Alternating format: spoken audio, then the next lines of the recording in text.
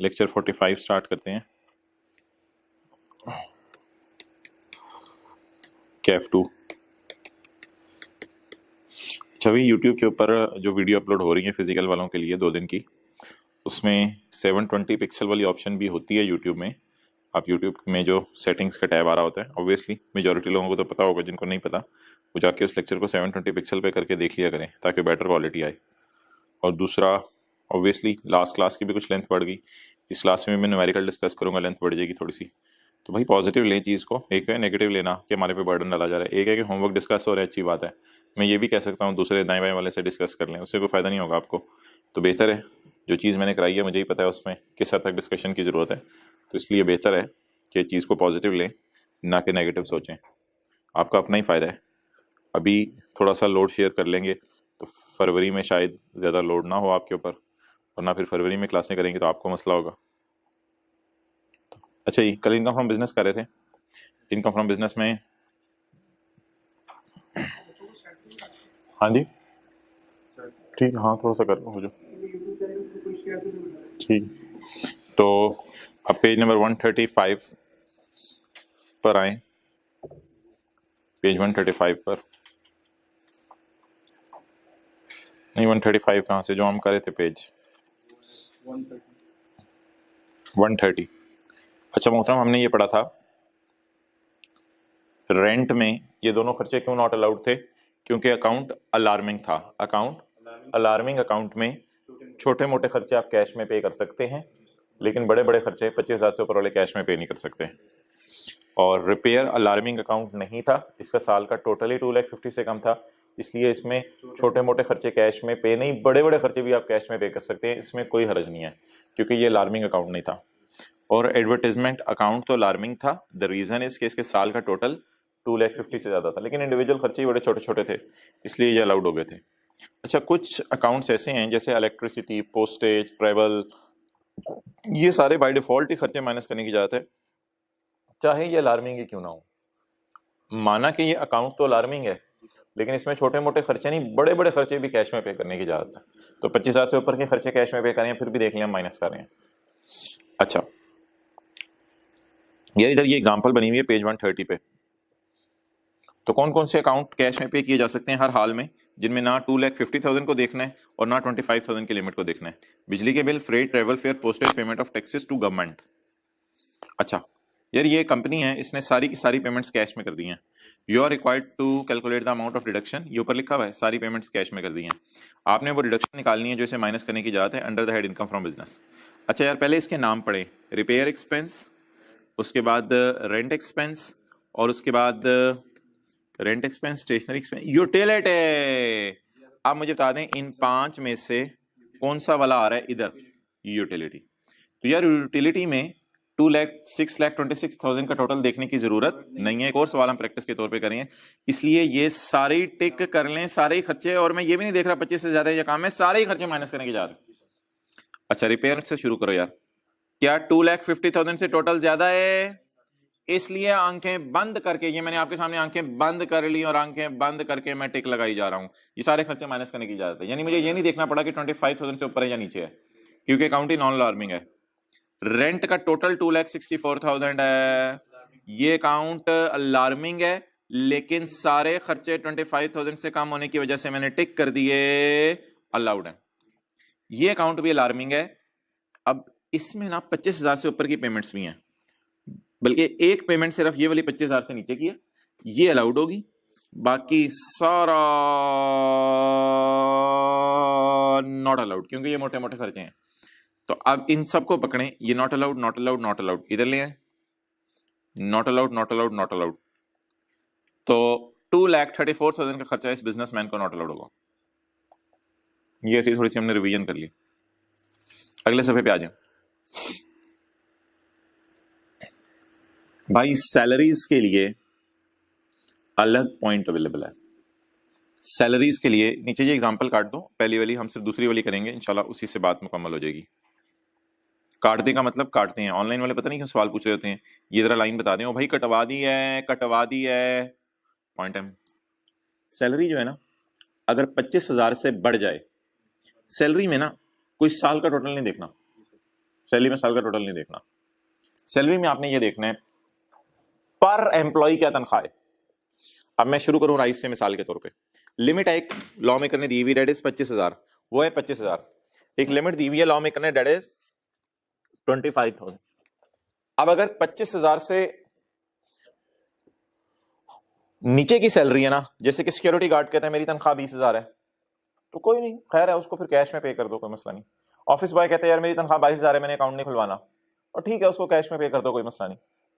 अब कैशियर है, वो कहते हैं मेरी तनख्वाह 40,000 है, बस लॉ मेकर कहते हैं नहीं, अब इसे अकाउंट खुलवाना पड़ेगा। अब राइज वाले इस 25,000 को कैश में पे नहीं कर सकते।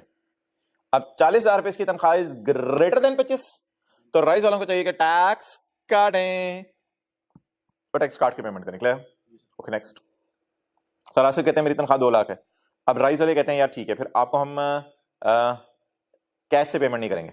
मैंने टैक्स काटा तो नहीं बोला लफ्ज, टैक्स काटे बोला नहीं, टैक्स काटे बोला, वो लफ्ज छोड़ो, वो मैंने बाद में पिछले सिनेरियो से लिंक करना है, उसको छोड़ो अभी। तो मैं इसलिए मिसाल रिपीट करता हूँ, सिक्योरिटी गार्ड की तनख्वाह 20,000 है, ऑफिस बॉय की तनख्वाह 22,000 है, दोनों को कैश में पे कर दें, कोई मसला नहीं। खैर है, अकाउंट्स ऑफिस में एक बंदा है या कैशियर एक बंदा है, वो कहते हैं मेरी तनख्वाह 40,000 है राइज में, पर मंथ की बात कर रहा हूँ, सारी बात है पर मंथ, तो फिर आप इसको कैश में पे नहीं कर सकते। 25,000 से ऊपर की तनख्वाह आप कैश में पे नहीं कर सकते। और इन द एंड सरासिफ कहते हैं मेरी साल महीने की तनख्वाह 2 लाख है, तो फिर सरासिफ को भी आप कैश में पे नहीं कर सकते, आपको चेक में पे करनी पड़ेगी। बल्कि कल हमने पढ़ा था 4-5 तरीके अलाउड हैं, इसमें ऑनलाइन भी था, उनके अकाउंट में ट्रांसफर भी था, क्रॉस चेक भी था, लेकिन यार यहाँ ना 5 तरीके अलाउड नहीं है, यहाँ सिर्फ 2 तरीके अलाउड हैं सैलरी के केस में। नंबर 1, या तो आप उसको क्रॉस चेक दे दें या डायरेक्ट ट्रांसफर कर दें फंड्स की, पैसों की उसके बैंक अकाउंट में, डायरेक्ट पैसे उसके बैंक अकाउंट में ट्रांसफर कर दें। वो बैंक में होती है ऑप्शन, बैंक वालों को आप एक बता देते हैं फला फला एम्प्लॉय के अकाउंट में इतने थे पैसे, हमारे अकाउंट से ट्रांसफर कर दें।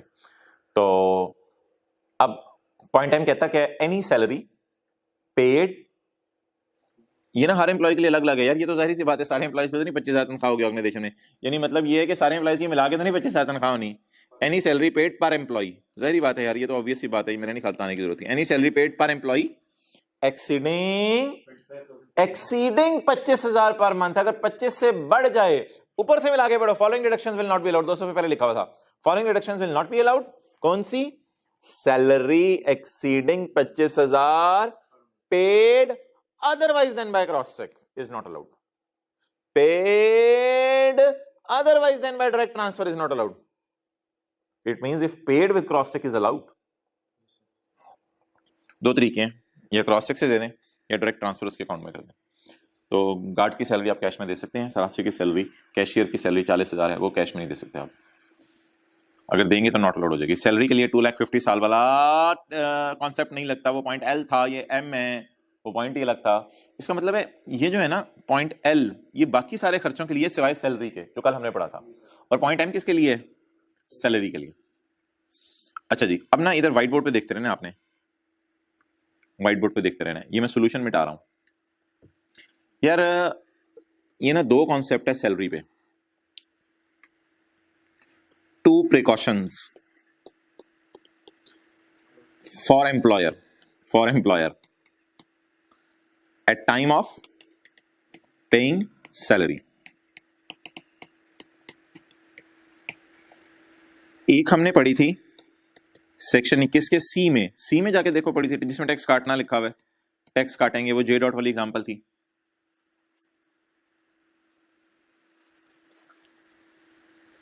जी बिल्कुल, 21 का सी है, पेज नंबर 128।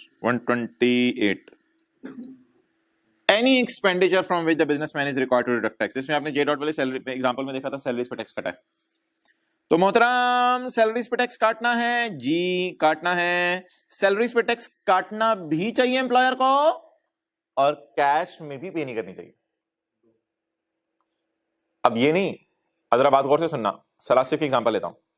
सरासिफ को राइज ने 2 लाख तनख्वाह बनती थी, उनके अकाउंट में बजरिया चेक 190 ट्रांसफर किया, तो उनके अकाउंट में ट्रांसफर किया का मतलब है कैश में पे नहीं हुई, और 2 लाख की बजाय 190 ट्रांसफर की, इसका मतलब है 10,000 टैक्स एफबीआर के खजाने में जमा कराया, जाके 190 सर को दे दी। खर्चा अब राइज वालों को पूरा 2 लाख माइनस करने की इजाजत है, पूरा 200,000 माइनस करने की इजाजत है, क्योंकि राइज वालों को तो खर्चा 2 लाख हुआ, 10,000 एफबीआर के पास चला गया, 190। ऐसी सूरत में खर्चा अलाउड है। सेकेंडली, सर उमैर को राइज वालों ने सैलरी 2 लाख रुपया दी पूरी और उनके अकाउंट में ट्रांसफर की, और राइज वाले टैक्स काटना भूल गए। 2 लाख उनकी तनख्वाह थी, 2 लाख ट्रांसफर कर दी। अब राइज ने एक तो अच्छी बात की कि उनके अकाउंट में पैसे ट्रांसफर किए, कैश में नहीं दी सैलरी, क्योंकि 25,000 से ज्यादा है सैलरी पर मंथ, ये जो भी हमने ताजा पॉइंट पढ़े हैं आज। लेकिन ब्लंडर राइज वालों से ये हुआ कि 21 का सी वॉयलेट हो गया, टैक्स काटना भूल गया। राइज को सजा ये मिलेगी, खर्चा नॉट अलाउड हो जाएगा। दोनों में से एक बात भी वॉयलेट हो जाए तो खर्चा नॉट अलाउड हो जाएगा। और in the end sir Nasir Abbas को राइज वालों ने सैलरी दी, 2 लाख रुपए की सैलरी थी, टैक्स काट के 1,90,000 दी और कैश पकड़ा दिया। ये पकड़े नोटों की थद्दी ब्रीफ केस में डाल के दे दिया। अब ऐसी सूरत के अंदर उनका खर्चा नॉट अलाउड हो जाएगा। रीजन इज के माना कि आपने टैक्स काट के पे किया बट कैश में पे कर दिया, ये जुर्म है। अब आपने ये जो डब्बा बना हुआ है ना, डब्बा डब्बा डब्बा डब्बा डब्बा, इस डब्बे को स्क्रीन से देखें क्योंकि आपकी किताब में तो सोल्यूशन अवेलेबल है। और डिडक्शन अलाउड मैंने छुपा दिया, ये जरा सोच लें अलाउड है या नॉट अलाउड तीनों सिनेरियोस में।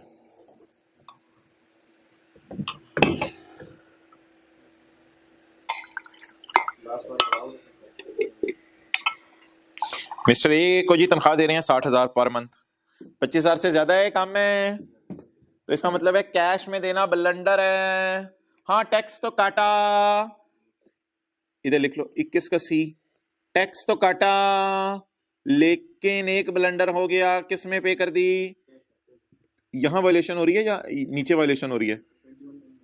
हाँ 21 में वायलेशन हो रही है। वायलेशन हो रही है तो सजा क्या मिलेगी? एम्प्लॉयर को जो खर्चा माइनस करने की इजाजत। एक एम्प्लॉय है मिस्टर बी, उसको हर महीने 70,000 तनख्वाह मिलती है, 25,000 से ज्यादा है, शुक्र है ये चेक में मिलती है। 21 के एम की नजर में कोई वायलेशन नहीं हुई, लेकिन टैक्स काटना एम्प्लॉयर भूल गया, 21 के सी की वायलेशन हो गई। जहां वायलेशन हो रही है वहां मैं लिख रहा हूं वायलेशन होगी। वायलेशन की सजा क्या मिलेगी? खर्चा माइनस करने की इजाजत। और एक और एम्प्लॉय है मिस्टर सी, उसकी महीने की तनख्वाह 80,000, एम्प्लॉयर ने उसको बुलाया और बुला के चेक दिया और टैक्स भी काटा, टैक्स काटा, बकाया पैसे चेक फॉर्म में दे दिए होंगे, तो ये डिडक्शन क्या है? अलाउड है, क्योंकि यहाँ नो वायलेशन, बल्कि दोनों जगह क्या हुई है? कंप्लायंस हुई है। अच्छा जी, पॉइंट एन, ये ना बस आपको गौर से समझना है, आसान सी बात है बिल्कुल। ये जो कैपिटल नेचर का खर्चा होता है ना, ये होता है प्लांट बाय करना, प्लांट बाय करना, मशीन बाय करना, बिल्डिंग बाय करना, फर्नीचर बाय करना, इसे कहते हैं कैपिटल एक्सपेंडिचर या कैपिटल नेचर का खर्चा। एक होता है ना डे टू डे के बिजनेस के खर्चे, रुपए और सैलरीज, वो नहीं, प्लांट बाय करना। Any expenditure paid of capital nature, ऊपर से मिला के पढ़े, following deductions will not be allowed any expenditure to buy a plant. यार जाहिर बात है, मैंने 1 करोड़ रुपए का प्लांट खरीदा और 1 लाख रुपए का एसी खरीदा, इन दोनों को खर्चे में नहीं डाल सकता। प्लांट को भी डेप्रिशिएट करना है, एसी को भी डेप्रिशिएट करना है। However, depreciation or amortization deductions will be allowed, allowed, allowed, allowed, allowed, allowed. लेकिन इनकी डिडक्शन माइनस करने की इजाजत है। तो फिर क्या नॉट अलाउड क्या है? फिर पेड। पेड का क्या मतलब है? उसके जो पैसे आपने पे किए हैं, इसका मतलब है कि अगर आपने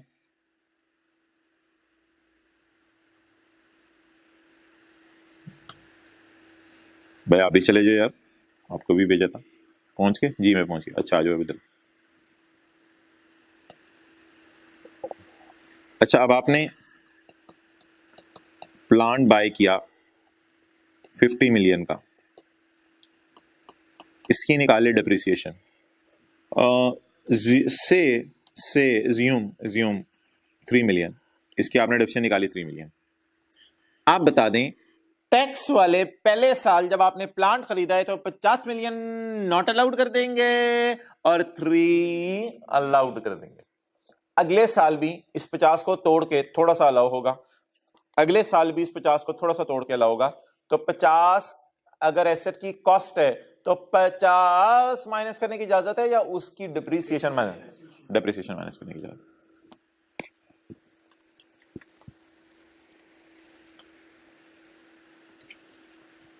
चलें आगे। तो फिक्स्ड एसेट्स माइनस करने की इजाजत नहीं, उनकी डिप्रिसिएशन माइनस करने की इजाजत है। अगला सफा पॉइंट फी। यार ये कल हमने पढ़ा था बिजली के बिल कैश में पे हो जाएं तो फिर माइनस करने की इजाजत है। आज बिल्कुल कुछ और बात पढ़ने लगे हैं जिसका कल वाली बात से ऐसा कोई ताल्लुक नहीं है। आज बिल्कुल एक नई बात पढ़ने लगे हैं। तो मोहतरम ये है कि बिजली के बिल कैश में पे कर दें तो माइनस करने की इजाजत है, बिल्कुल कोई हर्ज नहीं। लेकिन बिजली भी तो लिमिट्स में इस्तेमाल होनी चाहिए ना, बिजली भी तो लिमिट्स में इस्तेमाल होनी चाहिए। ये नहीं कि बिजली का बिल आपने हटा के बैंक अकाउंट में ट्रांसफर करना है। हमने पढ़ा था कल बिजली के बिल, पोस्टेज वगैरह ये कैश में भी आप पे कर दें, कोई हर्ज नहीं बिजनेसमैन को। लेकिन बिजली के बिल की एक लिमिट्स होनी चाहिए ना। मिसाल के तौर पे एक जो है वो दुकानदार है, दोनों की दुकानें आमने सामने हैं, दोनों की दुकानें 24 घंटे खुली रहती हैं। एक दुकानदार कहता है मेरा बिजली का बिल आया ₹1,00,000 महीने का, दूसरा दुकानदार कहता है मेरा बिजली का बिल आया 1,30,000। अब हुकूमत आ गई, हुकूमत ने आके पता किया, हाँ भाई क्या क्या मसला है, क्या है तुम्हें क्या चाहते हो, क्यों इतना बिल आया तुम्हारा। तो जो दूसरा बंदा कहता है कि यार आपको क्या मसला है हुकूमत वालों, वापडा को पे कर रहा हूँ, आपको तो पे नहीं करा, अपनी जेब से पे कर रहा हूँ। उसने कहा ठीक है, लेकिन फजूल खर्ची तो करने की इजाजत नहीं है ना मोहतरम, ये फजूल खर्ची तो बड़ी नापसंदीदा चीज़ है। तो क्या वजह है? और सर जी कभी कभी ना मेरे एम्प्लॉयज़ मसला करते हैं, रात को जा रहे होते हैं दुकान बंद करके एसी चला छोड़ जाते हैं, सुबह आके हमें पता चलता है। तो यार लॉ मेकर कहते हैं भाई ये नहीं, ये खर्चा माइनस करने की इजाजत नहीं। अब ये ना एक सब्जेक्टिव सी चीज़ है, अगर पेपर में ऐसा हुआ तो वो वाज़ेह तौर पे बताएगा कि कितना बिजली का बिल लिमिट्स क्रॉस कर रहा है। ये जो दो खर्चे हैं ना, दो खर्चे आज तक कभी न्यूमेरिकल में उसने टेस्ट नहीं किए, क्योंकि ये सब्जेक्टिव से हैं। एक हमने एंटरटेनमेंट पढ़ा था, अगर लिमिट्स क्रॉस कर जाए तो माइनस करने की इजाजत नहीं है। आज हम एक और पढ़ने लगे हैं, बिजली का बिल अगर लिमिट्स क्रॉस कर जाए तो माइनस करने की इजाजत है। अब लिमिट्स क्या है? ये बड़ी जजमेंटल सी चीज है। एक बिजनेसमैन ने एंटरटेनमेंट का खर्चा किया, अब बड़ी जजमेंटल सी चीज है, क्या ये लिमिट्स के अंदर रह के किया या लिमिट्स क्रॉस करके किया। तो इसलिए न्यूमेरिकल्स में नहीं आया, लेकिन बिल्कुल आ सकता है, बिल्कुल आ सकता है, क्यों नहीं आ सकता। आप ₹1,00,000 1,30,000 का आपने खर्चा किया बिजली का, लॉ मेकर क्या कह दे इसमें लिमिट्स में रहते हुए आपने कितना किया, बोलो ₹1,00,000, और लिमिट्स क्रॉस कितनी कर रहे हैं 30,000 लिमिट्स। अब ये बड़ी जजमेंटल चीज है, हमें नहीं पता चलेगा पेपर में कौन सी चीज लिमिट्स क्रॉस कर रही है, लेकिन सवाल वाला अगर बता दे कि लिमिट्स क्रॉस कर रही हैं तो मोहतरम कितना नॉट अलाउड होगा, बोलो। इसी तरह एंटरटेनमेंट है, 1,30,000 में से अगर 1,00,000 लिमिट्स के अंदर है तो ठीक है, जितनी लिमिट्स क्रॉस कर रही है वो नॉट अलाउड होगी। तो इसमें लिखिए 30,000 is not allowed, 30,000 not allowed होगा। 1,30,000 का खर्चा है, लिमिट्स लिखे मैंने, लिमिट्स के अंदर है, और ये मैंने लिखे नजर नहीं आ रहा होगा, लिमिट्स क्रॉस कर रहा है। Any expenditure on account of बिजली का bill in excess of limits. Limits क्या है? प्रेस्क्राइब की हुई है, पता नहीं शायद एफबीआर ने कहीं कहीं प्रेस्क्राइब की हो अपनी वेबसाइट पे, लेकिन वो हमारे सिलेबस में नहीं है, प्रेस्क्राइब करना बताई हुई है। मतलब ये ऑनलाइन वाले बच्चे कुछ 2-4-6 ऐसे हैं जिनको बात मैं बता रहा हूँ, बाकियों को तो पता चल जाता है। मोहतरम ये पेंडिंग है, 3 दफा बोलना पड़ेगा, पॉइंट क्यू पेंडिंग है, पेंडिंग है, पेंडिंग है, पेंडिंग है, पेंडिंग है, पॉइंट क्यू पेंडिंग है। जब तक के सेल्स टैक्स एक्ट 1990 ना कर लें तो पॉइंट क्यू को भी फारिग करें। अच्छा जी, अच्छा यार रिवाइज करें जरा, बेशक आपने ऑडियो रिकॉर्डिंग ऑन करनी है, ऑडियो रिकॉर्डिंग ऑन कर लें। सेक्शन 21 की मैं रिवीजन कराने लगा हूँ।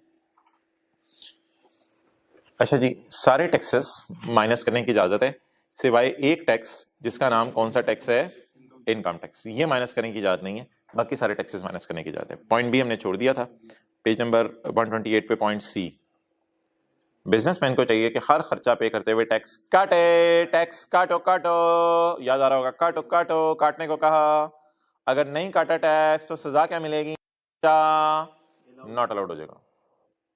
लेकिन यार परचेजेस में थोड़ी सी गुंजाइश है, पर ये जरा फिक्रा इंग्लिश का याद कर लो, the disallowance is up to 20% of purchase.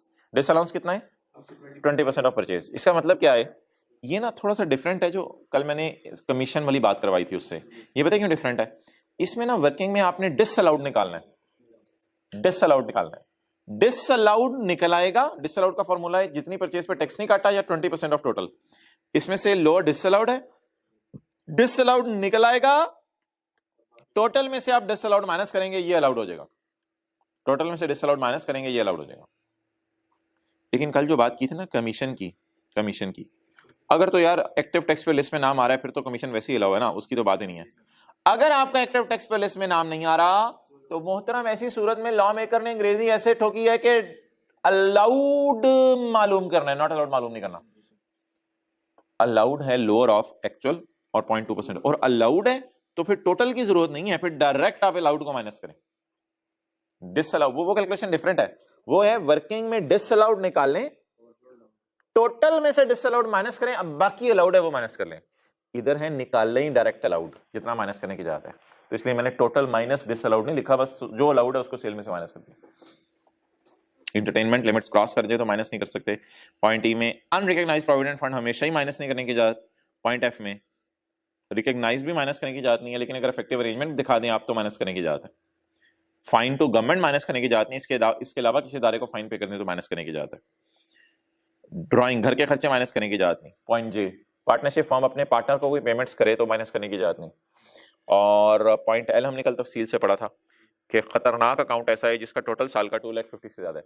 अगर इसमें इंडिविजुअल खर्चे 25,000 से ज्यादा हैं तो वो कैश में पे नहीं कर सकते। हाँ, अगर चेक में पे कर दें, ऑनलाइन ट्रांसफर कर दें, फिर कोई मसला नहीं। खैर है, सैलरीज 25,000 पर मंथ, हर एम्प्लॉय की तनख्वाह अगर 25,000 पर मंथ से ज्यादा है तो जिस एम्प्लॉय के ऑर्गेनाइजेशन में तनख्वाह 25,000 पर मंथ से ज्यादा है उसकी तनख्वाह जो है वो आपने किस में पे करनी है, क्रॉस चेक में या उसके अकाउंट में पैसे ट्रांसफर कर दें। और कैपिटल नेचर का खर्चा यानी प्लांट खर्चे के तौर पे माइनस करने की इजाजत नहीं है, लेकिन प्लांट की डेप्रिसिएशन माइनस करने की इजाजत है। डेप्रिसिएशन निकालने के रूल्स क्या हैं वो इंशाल्लाह हम पढ़ेंगे। बस ठीक है, ओवर। पेज 133 पे तो कोई समरी वगैरह दी भी है, वो भी मैंने नहीं पढ़ानी। पेज 134 पे आ जाए। कौन सा सेक्शन है जी? डेप्रिसिएशन। नहीं जी, हम आज डेप्रिसिएशन शुरू नहीं करेंगे, हम इंशाल्लाह कल डेप्रिसिएशन शुरू करेंगे। आज हम आएंगे पेज नंबर 141 पे, अमोर्टाइजेशन 140 पे, इंटेंजिबल्स।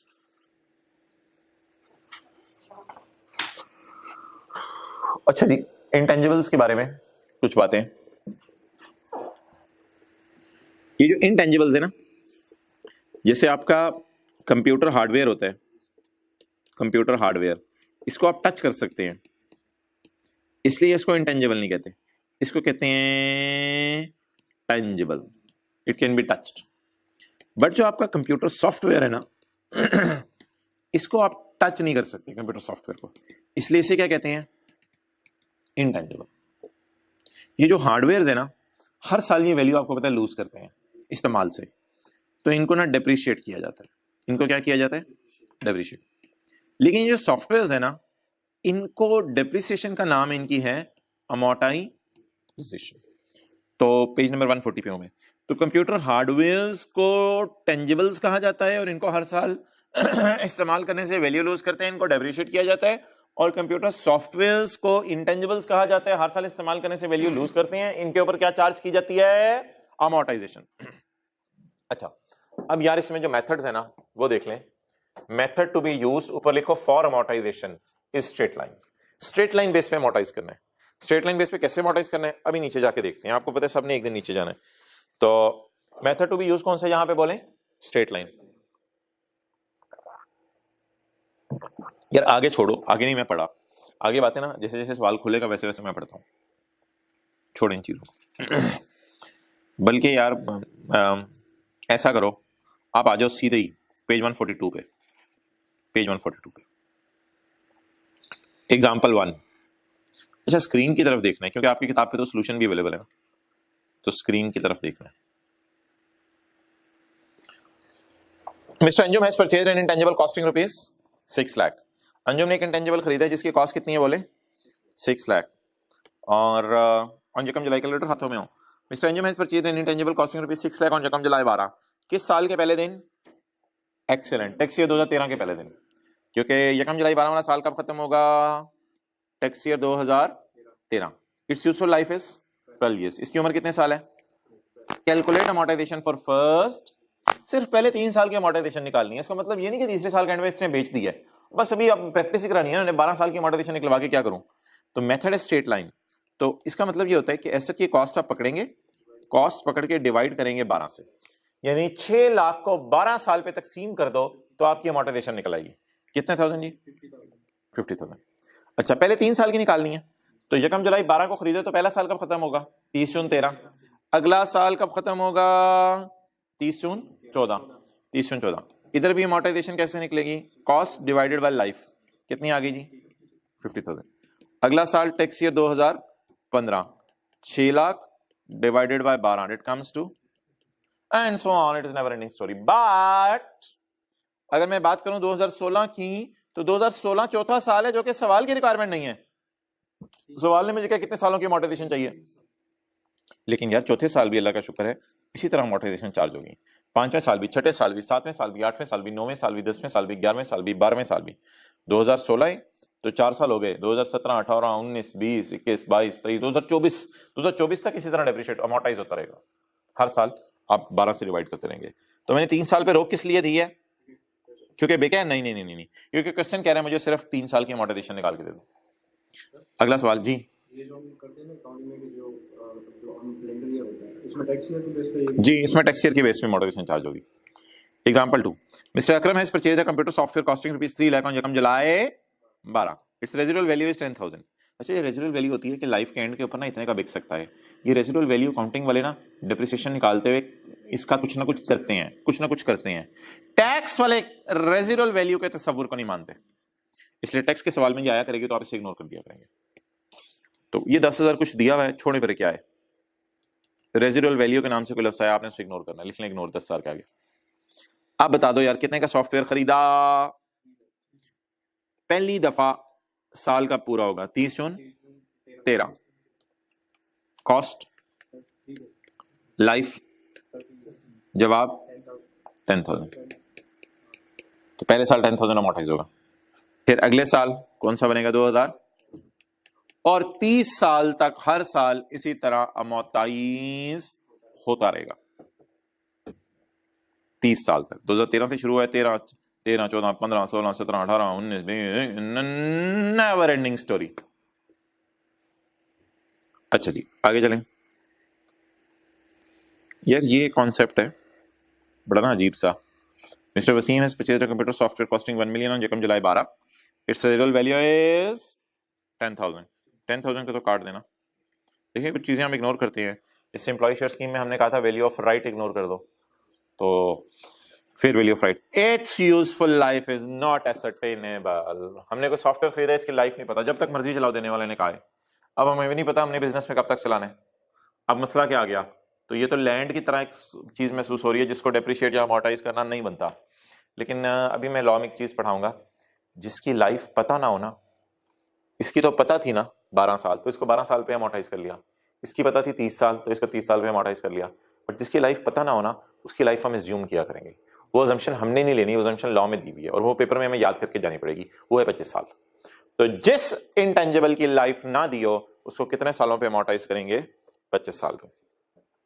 अब ये आपने एक चीज है इसी तरह बस याद रखनी है। तो यहां पे लिख लो, मालूम नहीं हो सकती ना, तो हम एज्यूम किया करेंगे 25 ईयर्स। बस अब क्या रह गया, अब तो कुछ नहीं रह गया। अब आप 30 जून 13 पे खड़े हैं तो कॉस्ट पकड़ेंगे, डिवाइड करेंगे 25 से 40 साल, and so on so on so on. Clear?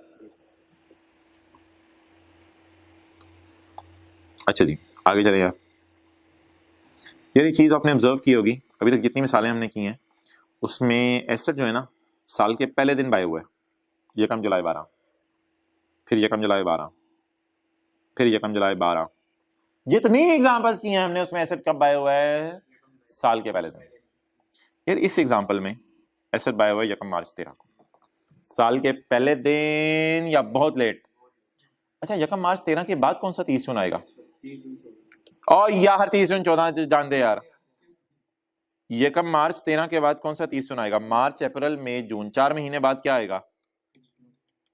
30 जून 13। इससे टैक्स ईयर कौन सा कहेंगे? 2013। अच्छा, कहीं पे आप नंबर ऑफ डेज काउंट करते थे एग्जैक्ट? हमारे सिलेबस में कहीं लगता है पहली 2-3 क्लासें आप लोगों की मिस हुई है। पहली 2-3 क्लासों में हमने रेजिडेंशियल स्टेटस में डेज गिने थे, मेहरबानी। तो पहली 2-3 क्लासों में हमने रेजिडेंशियल स्टेटस के डेज गिने थे, नंबर ऑफ डेज एग्जैक्ट। अच्छा, ऐसे ही for the sake of discussion एक बात कर रहा हूं मार्च, अप्रैल, मई, जून, ये कितने महीने बनते हैं? 4 महीने। अब 4 महीने अगर एक चीज अपनी वैल्यू लूज की तो दिल में ये आ रहा है कि हम कॉस्ट को पकड़ें, डिवाइड करें 6 साल से। आई अज्यूम कि आप सोल्यूशन नहीं देख रहे। कॉस्ट को पकड़ें, डिवाइड करें 6 साल से, मल्टीप्लाई कर दें 12 में से 4 महीने इस्तेमाल हुआ है सिर्फ। तो पिछले तो डिवाइडेड बाय ये कर रहे थे इसलिए क्योंकि वो पूरा साल इस्तेमाल हुए थे, लेकिन ये एसेट पूरा साल इस्तेमाल नहीं हुआ, इसलिए इसकी अमोर्टाइजेशन को थोड़ा रिकॉर्ड करें या पूरे साल की रिकॉर्ड करें, थोड़ा रिकॉर्ड करें। लेकिन हजरात ऐसा नहीं करना, आपने ज्यादा बारीक बीनी में जाना है।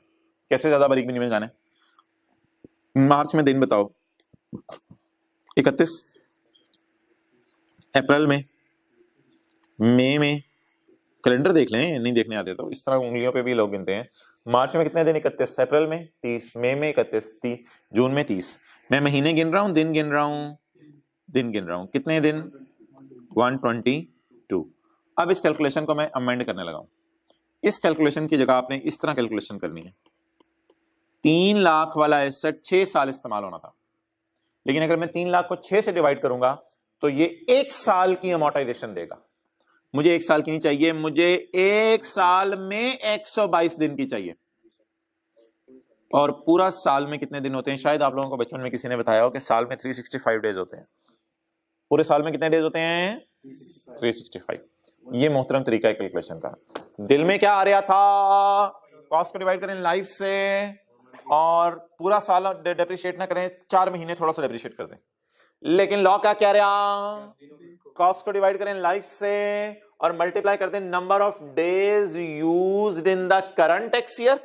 हमारे साल तो सिर्फ 4 महीने में 122 दिन बने, divided by total number of days in the tax year. जी क्या जवाब आ गया? 16712। ओके 2। अच्छा जी आ जाए जी, बताएं फिर कैसे अमोर्टाइजेशन चार्ज हुई? 16712। कैसे कैसे कैसे कैसे कैसे? 3 लाख को डिवाइड किया 6 पे और मल्टीप्लाई किया 122 और डिवाइड किया 365। अब कौन सा साल आ गया? 14। अगर मुझे बताएं कोई चीज आपने 30 जून 13 के साल में 1 मार्च को खरीदी थी, तो मार्च अप्रैल मई जून यूज हुई, तो अगले साल तो पूरा साल इस्तेमाल हुई होगी ना, इसलिए इधर तो कोई मसला नहीं। कितना जवाब आ गया? And so on. बहरहाल हमारे सवाल में 3 साल की अमोर्टाइजेशन मांगी है, तो वो देख लें।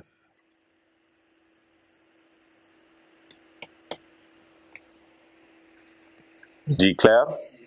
चलें आगे। अच्छा यार 3 लाख वाला एसेट 1 लाख वैल्यू लूज कर चुका है, या 3 लाख वाला एसेट 1,16,712 1,16,712 की वैल्यू लूज कर चुके हैं।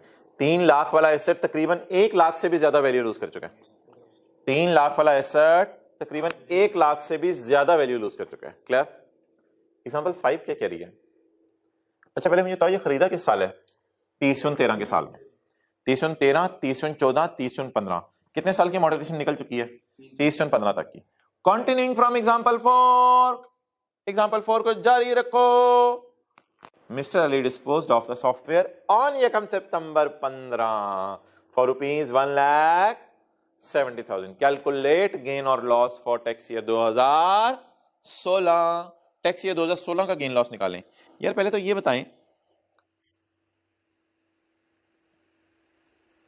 कि एसेट बाय कब किया था? 2013 का मतलब होता है यहां 30 जून 13, 30 जून 14, 30 जून 15 और अगला साल है 2016। अच्छा मोहतरमा बताएं मुझे कि यहां किस दिन खरीदा था? 30 जून को या 1 मार्च को? 1 मार्च को।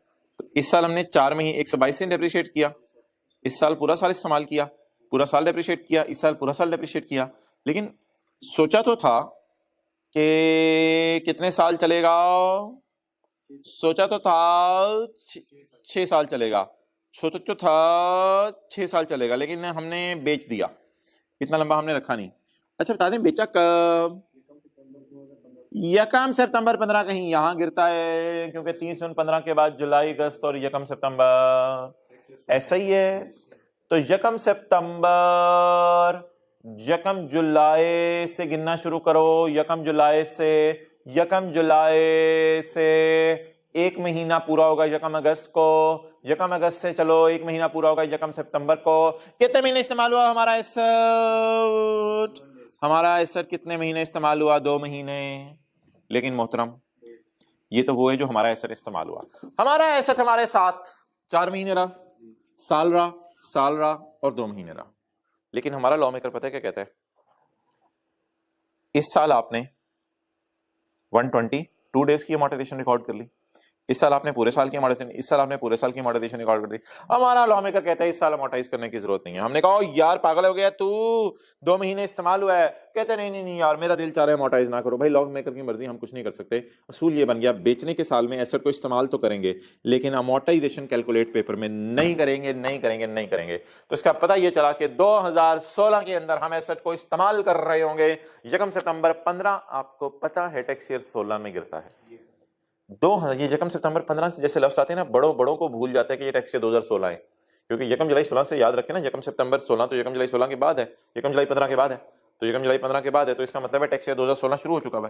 तो यकम सितंबर 15 यकम जुलाई 15 के बाद है, इसलिए टैक्स ईयर 16 में बिका। तो इस्तेमाल तो हुआ हमारे साल भी, लेकिन बेचने के साल में मैंने क्या कह दिया? अमोर्टाइजेशन चार्ज नहीं करनी। और खरीदने के साल में इतनी बारीक भी नहीं से अमोर्टाइजेशन चार्ज करनी है कि नंबर ऑफ डेज बेस पे। आप बता दें यार, यकम सितंबर 15 के बाद कौन सा 30 जून आ रहा है? 30 जून 16, इसलिए इसे टैक्स ईयर कौन सा कहते हैं? लिख लो 16 अंडरलाइन करके, ये 16 का साल है। अच्छा जी, अब हमारा एसेट बिक गया या अभी तक रखा हुआ है? बिक गया। मुझे ये बताओ कि माशाल्लाह हमारा एसेट सेल प्राइस क्या देके गया है?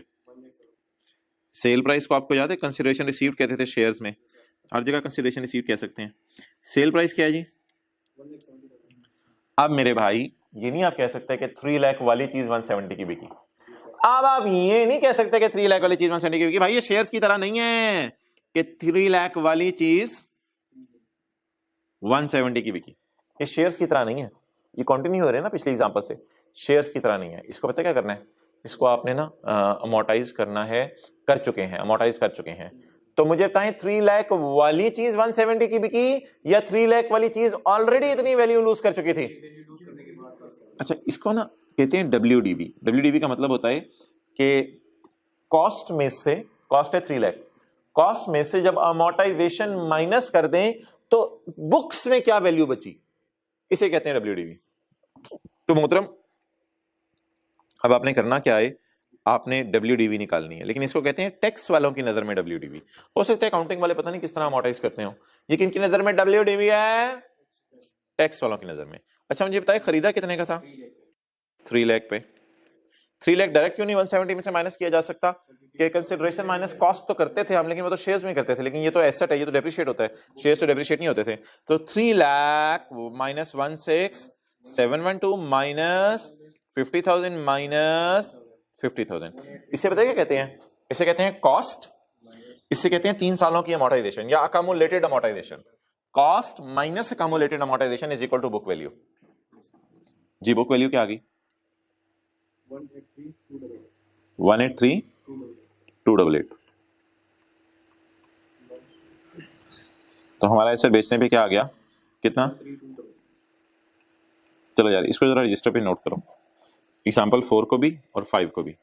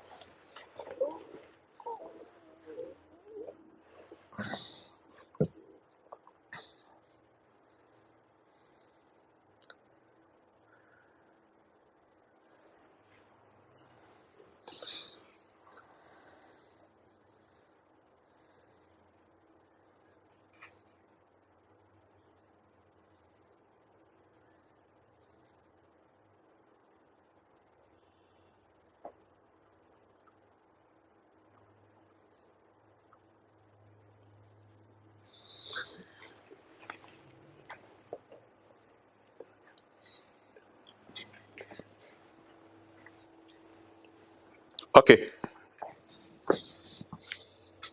चलिए जी आगे।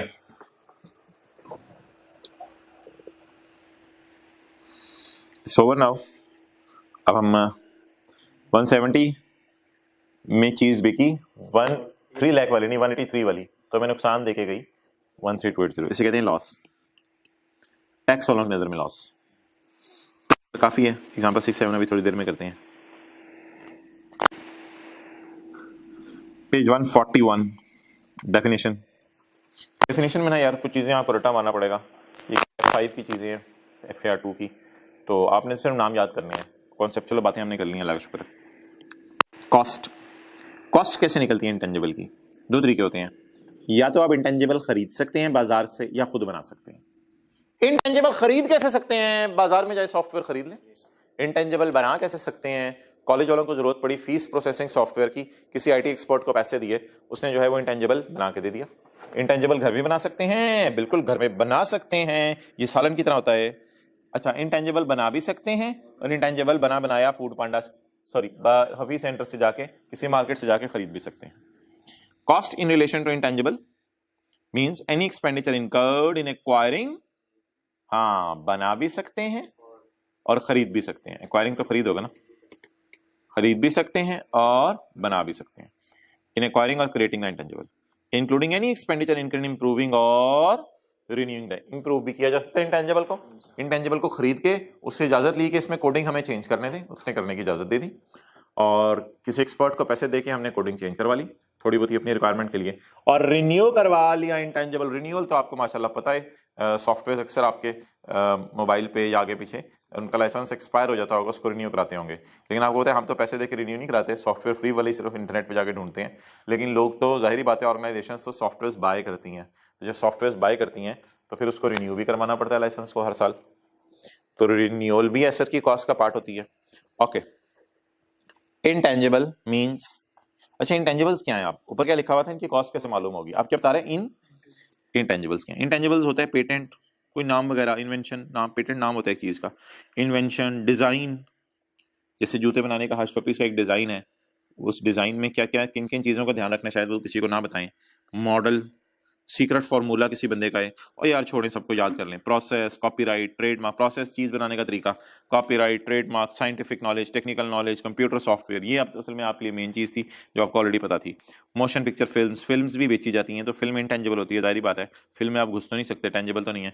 Export quotas, franchises, licences, intellectual property, ये भी दिमाग में नॉलेज होता है लोगों के, इसको कुछ लोग कैपिटलाइज करते हैं। छोड़े पर ये बहसें अलग हैं। इंटेंजिबल्स पे तो इतनी लंबी लंबी, सिर्फ इंटेंजिबल्स में गुडविल एक इंटेंजिबल है, उसी पे इतनी मोटी मोटी किताबें लोगों ने लिख दी हुई हैं, हजार हजार सफ़ों की, तो इनकी इंटेंजिबल्स की तफसील में जाने की जरूरत नहीं है। कॉन्ट्रेक्चुअल राइट्स, कोई आपने किसी से कॉन्ट्रैक्ट किया हुआ है तो उसका जो आपका हक है। लाइसेंसेस वगैरह भी होते हैं ऊपर, जैसे असलहे का लाइसेंस वगैरह लोगों को मिल जाता है। And any expenditure that provides an advantage और बेनिफिट फॉर मोर देन, इसका जरा लिख लें, इसकी क्या मिसाल है? Any expenditure that provide benefit और advantage of more than 1 year, जिसको मैंने किताब में ना अंडरलाइन किया हुआ है ऑलरेडी। इससे मुराद है एडवर्टाइजमेंट। अच्छा, एडवर्टाइजमेंट को ना अकाउंटिंग वाले हर हाल में खर्चे में डालते हैं, लेकिन याद रखिएगा एडवर्टाइजमेंट की खर्चे में डाल देते हैं, लेकिन टैक्स वाले ना थोड़ी सी अजीब राय लेके आते हैं। टैक्स वाले कहते हैं अगर एडवर्टाइजमेंट 2-3 साल का फायदा दे देना तो फिर इंटेंजिबल बना लो और इसको अमोर्टाइज कर दो। तो अगर कभी पेपर में एडवर्टाइजमेंट की आपको लाइफ दे दे तो एडवर्टाइजमेंट को आप फिर आहिस्ता आहिस्ता खर्चे में डालेंगे, अमोर्टाइज करेंगे।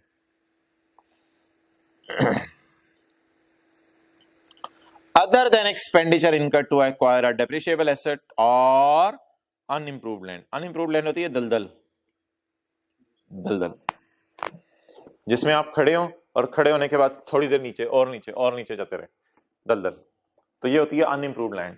तो दलदल को इंटेंजिबल नहीं कहना कि ये तो मैं इसे हाथ लगा रहा हूँ, ये तो मैं नीचे नीचे जाता जा रहा हूँ, तो ये शायद इंटेंजिबल है। तो कहता है नहीं नहीं यार इसको फारक करो। दलदल को हम डेप्रिसिएशन के सेक्शन में देखेंगे, लेकिन उधर भी हमने कोई खास से लिफ्ट नहीं करानी। अच्छा, other than expenditure to acquire a depreciable asset, depreciable assets क्या होते हैं? प्लांट, मशीनरी, वो तो डेप्रिशिएबल एसेट्स हैं। हार्डवेयर सॉफ्टवेयर नहीं। तो प्लांट, मशीन, तो बता दें क्या चीज इंटेंजिबल से बाहर निकाल दें?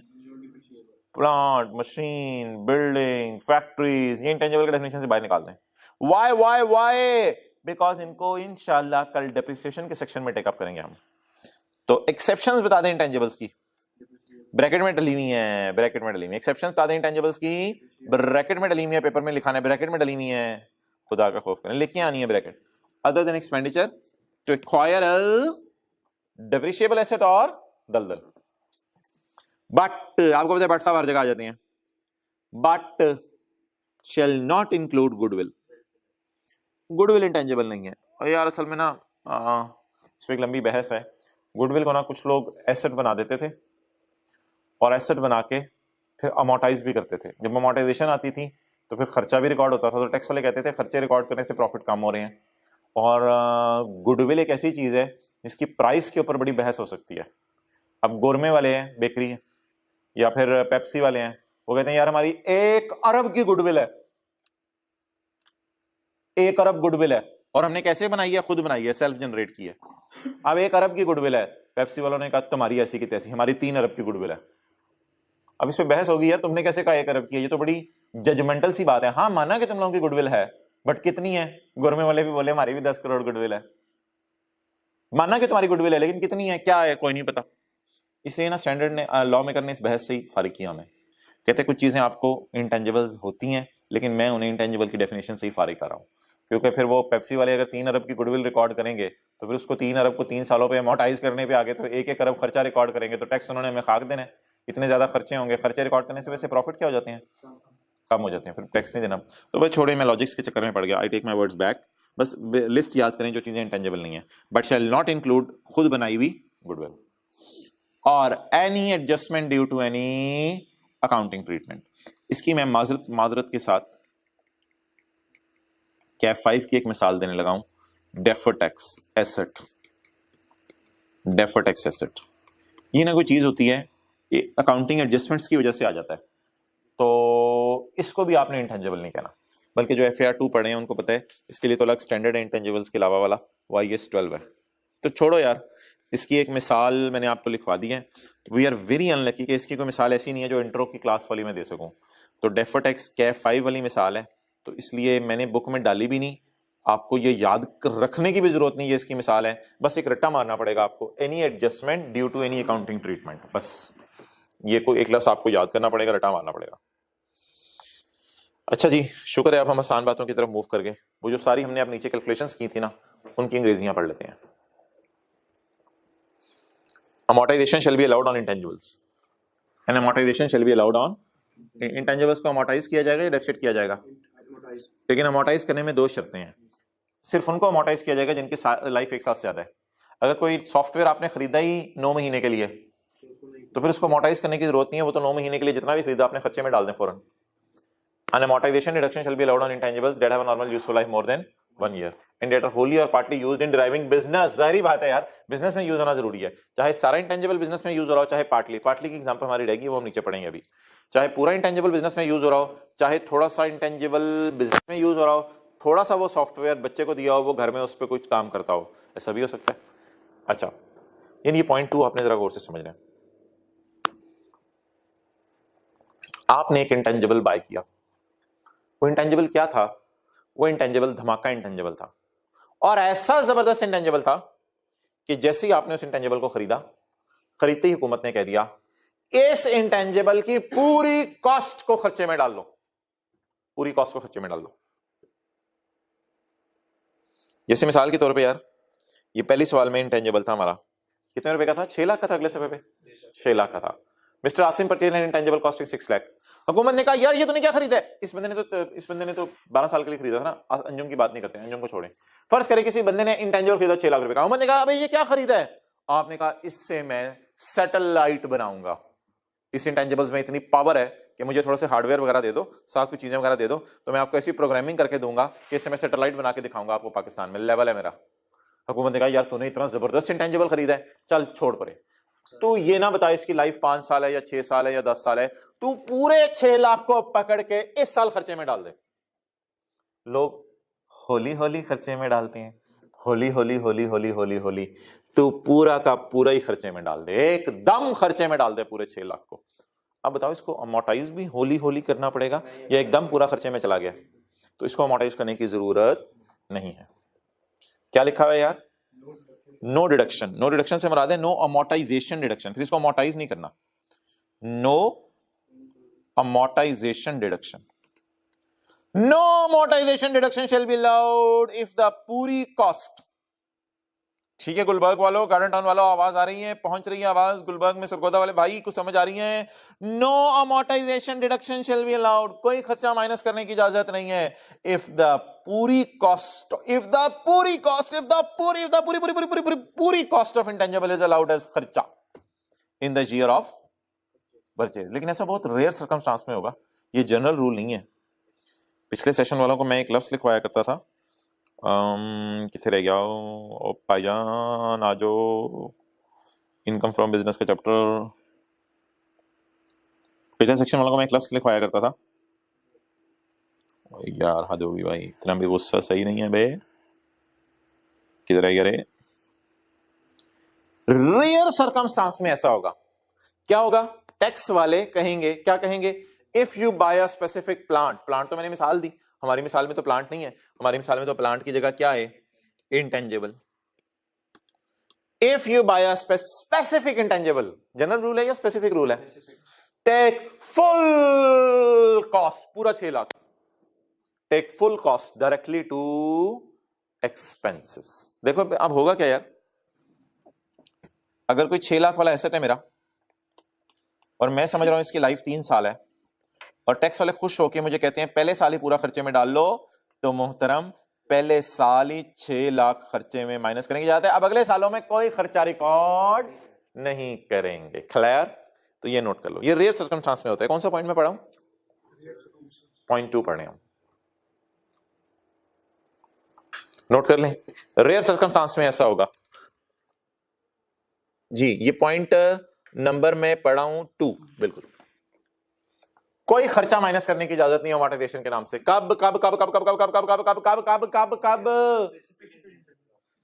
जब कोई खास इंटेंजिबल हो जिसके बारे में हुकूमत ने खुश होकर आपको क्या कह दिया, पहले साल ही पूरा खर्चे में डाल लो। लेकिन ऐसा बहुत रेयर सर्कमस्टांस में होगा, और न्यूमेरिकल्स में तो आज तक कभी नहीं आया ऐसा। ये तो निहायत ही अजीब और गरीब सी बात कर दी है वैसे लॉ में करने, हमें करते हुए भी शर्म सी आवे, आवे ना आवे, आवे। पहले साल ही पूरा खर्चे में उठा के डाल दो, मुंह चुक के, चुक द मुंह एंड पुट इन खर्चा। नो अमोर्टाइजेशन डिडक्शन, बार बार पढ़ने को दिल चाह रहा है मेरा।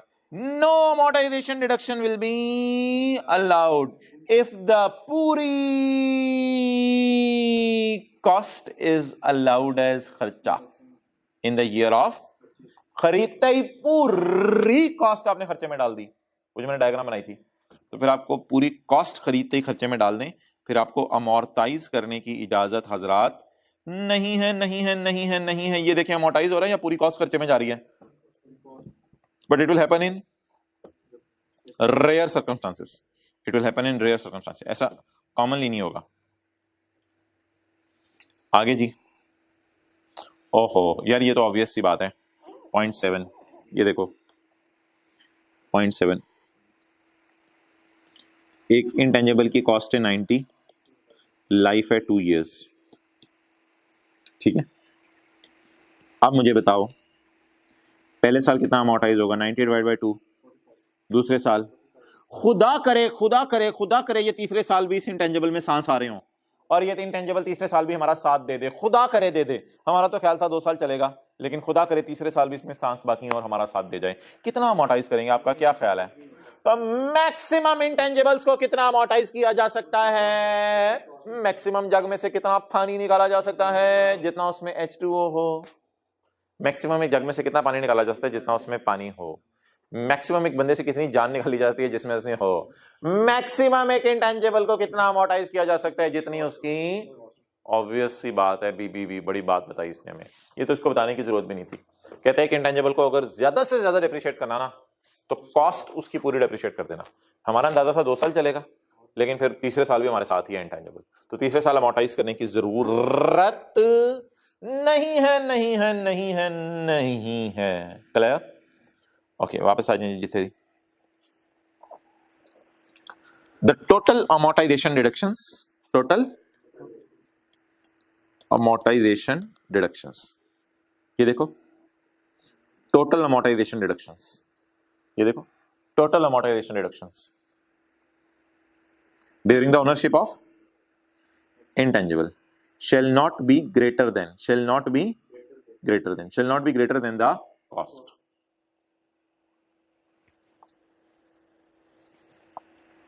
अब देखो इधर, इसको नोट भी कर लो यार, देखो इधर, total amortisation shall not be greater than cost. देखना मजा आएगा. Total amortisation shall not be greater than cost. Total amortisation cost से ज्यादा नहीं हो सकती. हाँ, कॉस्ट से कम अमोर्टाइज, कॉस्ट से ज्यादा अमोर्टाइज नहीं कर सकते आप.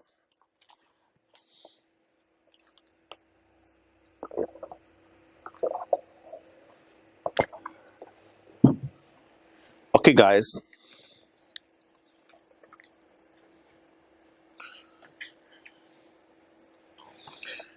जी अच्छा, इनटेंजिबल की अमोर्टाइजेशन का फॉर्मूला क्या है? ओए ओए ओए ओए ओए ओए गाय, A over B, where A is the cost and B is the life. वो जो हम अभी नीचे कर रहे थे. The amortisation deduction for a tax year shall be computed as follows, where A is the cost and B is the life. ये क्या लिखा हुआ है? Normal useful life in whole years. अगर कोई बंदा आके कहता है कि मेरे इंटेंजिबल की लाइफ होल ईयर्स में नहीं है, अरे यार मैं तो इंटेंजिबल चलाऊंगा 2.25734 ईयर्स, और पागल ही है, हम कहेंगे चलो चुप कर. ये क्या होती है लाइफ? कहते नहीं मैं इंटेंजिबल चलाऊंगा, मैं सॉफ्टवेयर चलाऊंगा 2.25 ईयर्स, और चलो स्टैंडर्ड कहते हैं नस भाग इधर से, इसकी लाइफ 2 साल ले ले, राउंड राउंड करके. होल ईयर्स, होल नंबर में लाइफ होनी चाहिए, पॉइंट्स में लाइफ नहीं होनी चाहिए. क्लियर? बंदों की लाइफ ऐसे होती है पॉइंट में, 30 साल 10 दिन रह के मर गया, तो फिर 30 पॉइंट कुछ होगी इसकी लाइफ. बहरहाल इंटेंजिबल की लाइफ कहते हैं हमने खींच खूंच के होल ईयर में कर लेनी. अब कैसे करेंगे? खुदा ना खास्ता एग्जामिनर इंटेंजिबल की लाइफ देते 2.25, तो उसे राउंड करके 2 कर लेंगे. और वैसे तो राउंडिंग चेक नहीं करेगा, छोड़े, राउंडिंग के रूल्स में यहाँ पढ़ाने लग जाऊंगा आपको, छोड़े. Okay,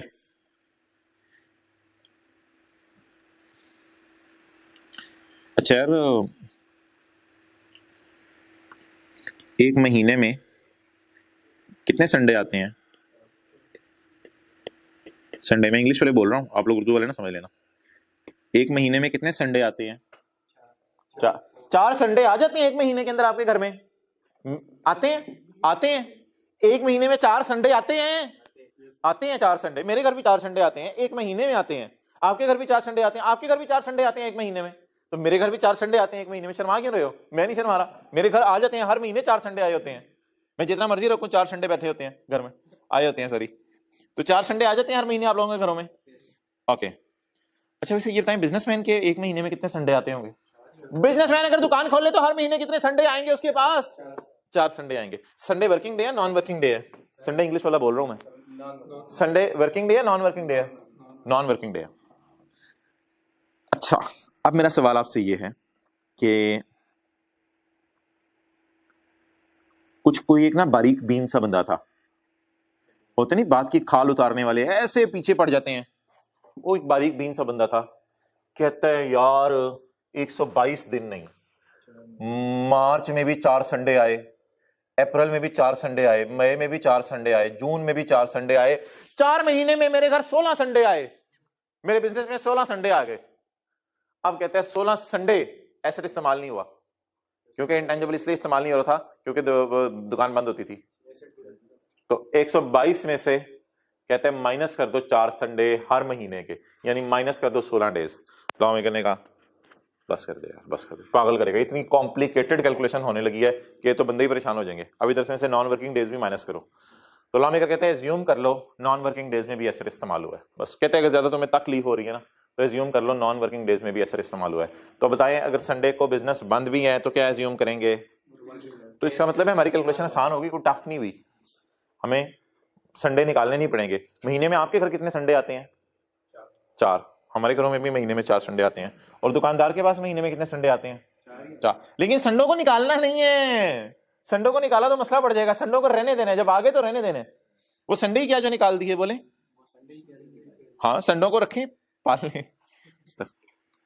N intangible that is available for use on a day. अच्छा वैसे एक बात याद रखिएगा, संडे को ना एसेट यूज नहीं होता, लेकिन अवेलेबल फॉर यूज होता है। यानी कि अगर आप तुखनी ले और संडे को दफ्तर ऑन करके आके कंप्यूटर सॉफ्टवेयर को टच करके ऑन करें, वो ये नहीं कहेगा मैं संडे हूं, आज संडे है, मुझे टच ना करो, एक ही दिन तो रेस्ट का होता है। और जान दे तू सॉफ्टवेयर है, अवेलेबल तो है ना यूज के लिए। N intangible that is available for use on a day is assumed as used on that day including a non working day.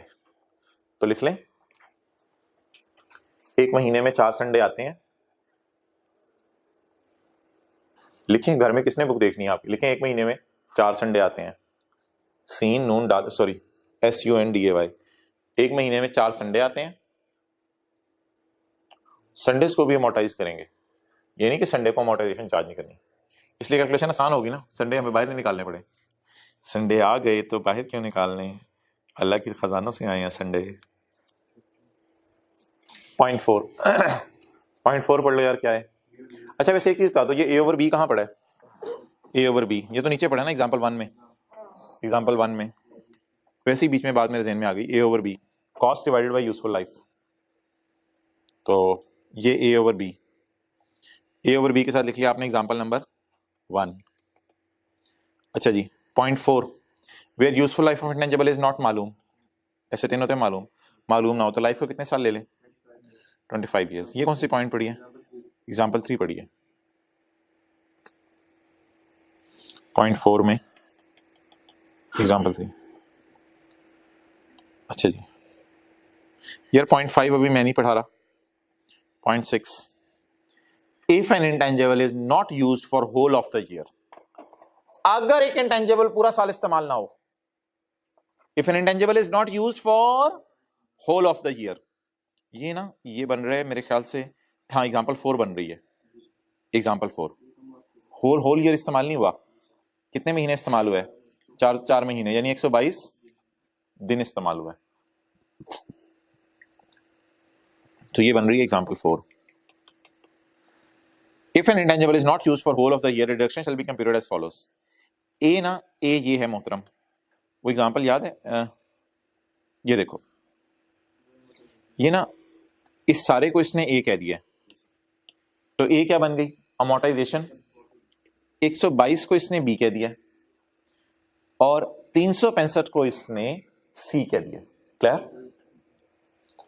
तो A is amortization, B is number of days it is used in our tax year and C is the total number of days in a tax year। यार आज तो एक सफा भी नहीं पूरा हुआ हमारा थ्योरी का, पिछला वाला भी हमने पढ़ा लेकिन वो 2 लाइनें थी, उसमें क्या मसला था। If an intangible is not used for whole of the year, जैसे कि हमारी example number 4, whole of the year इस्तेमाल हुआ है या 4 months इस्तेमाल हुआ है, 4 महीने या 122 दिन। If an intangible is not used for whole of the year, the reduction shall be computed as follows. A into B over C। A कितना था यार, हाँ 3 लाख डिवाइडेड बाय 6, ये फैक्टर क्या बन गया, A divided by B into C। तो 122 के साथ मैंने क्या लिखा, B, और 365 के साथ मैंने क्या लिखा, C।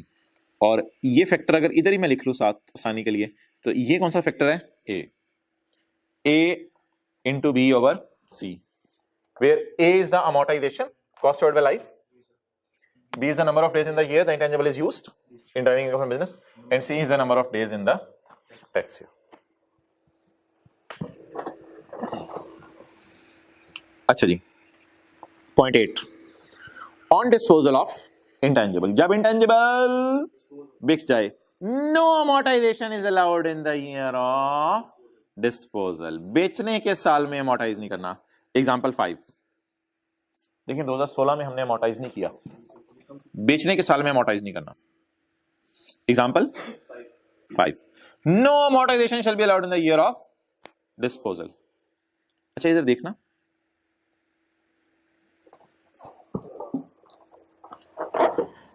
प्राइस WDV से कम है इसलिए नुकसान हुआ है, प्राइस जो बिका है वो WDV से इसलिए हमें क्या हुआ है, if consideration is less than WDV it is called as loss, और ये लॉस डिडक्शन अलाउ होगा, यानी खर्चे के तौर पे माइनस करने की इजाजत होगी। बोलो, if consideration is less than book value, then it will be allowed as deduction, ये खर्चे के तौर पे माइनस करने की जाता है। पॉइंट 8 का ना बी पढ़ें। If consideration is less then, अगर कंसिडरेशन WDV से कम है, if consideration is less than WDV, exact example 5, the difference कितना आया था 13288, द डिफरेंस इज खर्चा पसंद नहीं आ रहा तो रिडक्शन के ऊपर लिख लो loss, the difference is loss under the head income from business, loss का नाम लिख लो, तो ये खर्चे के तौर पे माइनस करने की जाता है। बट यार अगर ऐसे होता, समझ आई क्या होगा आपको कि 170 की जगह होते 4 रुपए और इधर होते 3 रुपए, तो 1 रुपए का गेन आ जाता। If consideration is greater than WDV, it is chargeable under the head income from business. Chargeable का क्या मतलब होता है, ऐड होगा या खर्चे के तौर पे माइनस होगा, ऐड होगा, then it is chargeable under the head income from. Chargeable का क्या मतलब है, टैक्सेबल, इस पे टैक्स देना पड़ेगा। If consideration exceed the WDV, if consideration exceed the, ये देखो इसकी मिसाल ले रहा हूं मैं, consideration is greater than WDV, तो 1 रुपए को क्या कहेंगे, गेन, और ये टैक्सेबल होगा। इसकी मिसाल भी नोट कर ली हमने। If consideration exceed the WDV, if consideration exceed the WDV, the excess कितना है, shall be chargeable under the income from business, ये बिजनेस के हेड में चार्जेबल होगा। क्लियर? अच्छा जी, वो निकाल लें। अच्छा, अब हमारे 2 पॉइंट रह गए यार, इंशाल्लाह इनको कल करेंगे, पॉइंट नंबर 5 और पॉइंट नंबर 9, इनको कल करेंगे, ऐसे ही है। और पीछे हमारे वो एग्जांपल्स भी रहेगी 2, एग्जांपल 6 और एग्जांपल 7। बाकी जो 5 एग्जांपल्स ऊपर वाली हैं इनको आपने रजिस्टर पे एक दफा जरूर करके आना है। किधर है यार, चैप्टर 19, असलम की बीवी, चलो और कुछ हुआ नहीं, ये तो पता चल गया आज हमें कि असलम शादीशुदा है, लेकिन इस सवाल में असलम की बात नहीं हो रही, उसकी बीवी की बात हो रही है। और मैंने टेस्ट में इसको मिसेस एहसन कर दिया था, असलम की बजाय Ehsan. Taxable income, tax liability and tax payable. Aslam की एक बीवी है जो सहाल लिमिटेड में नौकरी करती है as a marketing manager. On 30/9/2021, साल के आखिरी दिन, ये मेरा पिछला साल है, ये पिछला साल है यार, नहीं हमारे साल, पिछले साल के आखिरी दिन, हमारे साल के पहले दिन नहीं, ये कोई कैरी डाउन ब्रॉड डाउन नहीं होता, पिछले साल के आखिरी दिन, पिछले साल के आखिरी दिन उसने छोड़ दी सहाल लिमिटेड में, जाके कहा मैं यहां से छोड़ के जाती हूँ, रोकना है तो रोक लो मुझे, किसी ने नहीं रोका, छोड़ के चलेगी। और जगह जुलाई 2021 को अगले साल हसन पाकिस्तान लिमिटेड में उसको नौकरी मिली, जो कि एक लिस्टेड कंपनी है। कोटेड का मतलब लिखें लिस्टेड, ये मैंने ना आपको शायद पहली या दूसरी दफा बताया क्लास में, लिस्टेड। अगर ये लिस्टेड है ना तो फिर प्राइवेट और पब्लिक कंपनी की डेफिनेशन अगर जहन में लाएं तो ये फिर पब्लिक कंपनी है। ना तो इसके गवर्नमेंट ने शेयर खरीदे हैं पाकिस्तान, ना फॉरेन गवर्नमेंट ने शेयर खरीदे हैं, लेकिन पाकिस्तान की स्टॉक एक्सचेंज में लिस्टेड है। लिस्टेड होने की वजह से चैप्टर 5 की रोशनी में ये पब्लिक कंपनी बनेगी। तो कोटेड कंपनी का मतलब है लिस्टेड, और इस बुनियाद पे ये प्राइवेट कंपनी नहीं है, it is a public company. और अगर इसके शेयर्स इससे मिले और इसने शेयर कल को बेचे तो वो फिर सिक्योरिटीज वाला रेट लगेगा। As a marketing director she has provided you the following information in respect of tax year 2022। अच्छा, पिछले एम्प्लॉयर से इसने नौकरी कब छोड़ी है, 30/9/21 को। तो किस महीने इसे पिछले एम्प्लॉयर से पैसे मिले, एसएल याद रखना, पिछला एम्प्लॉयर है सहाल लिमिटेड। किस महीने इसको पिछले एम्प्लॉयर से पैसे मिले, पिछले एम्प्लॉयर वाले मैं ग्रीन कर देता हूं ताकि आइडेंटिफाई करना आसान हो। ये जो हमारा नया एम्प्लॉयर ना, इसको तो मैं स्काई ब्लू करता हूं, HPL। किस महीने इसको पिछले एम्प्लॉयर से पैसे मिले ग्रीन में, हमारे साल जुलाई 2021। ये तो हमारे साल का पहला महीना है। इसका मतलब है मोहतरम, पता है काम करना पड़ेगा, ये काम ये करना पड़ेगा कि यहाँ ना इसको क्या कहते हैं, रिसीव्ड बेस पे सैलरी टैक्स लगती है, तो इसलिए रिसीव्ड बेस पे इसको इनकम में डालना पड़ेगा। आप ये नहीं कहेंगे पिछले साल वाले एम्प्लॉयर से पैसे मिले हैं, बल्कि कहेंगे इस साल रिसीव होने की वजह से इस साल इनकम में जाएंगे। तो इस साल मिले हैं, सैलरी टैक्स होती है जनरल रूल में रिसीव बेस पे, लीव इनकैशमेंट टैक्सेबल होगी। ग्रेचुटी अनरिकग्नाइज्ड है, इसलिए आपको याद है कि लोअर ऑफ 75,000 और 50% ऑफ अमाउंट, बड़ी आसान सी बात है यार। इसको ना रीइंबर्समेंट मिली है ₹1,00,000 की हेल्थ इंश्योरेंस की पॉलिसी की। एक बार याद रखना, मैंने आपको बताया था कि एम्प्लॉयर जो है ना वो पैसे, ये मैंने आपको बताया था सगीर वाले सवाल में, कि आजकल ना एम्प्लॉयर्स हॉस्पिटलाइजेशन के पैसे या रीइंबर्समेंट के पैसे डायरेक्ट एम्प्लॉय को नहीं दे रहे, बल्कि इन्होंने एम्प्लॉय की क्या करवाई हुई है, इंश्योरेंस करवाई हुई है। तो इस बुनियाद के ऊपर हमने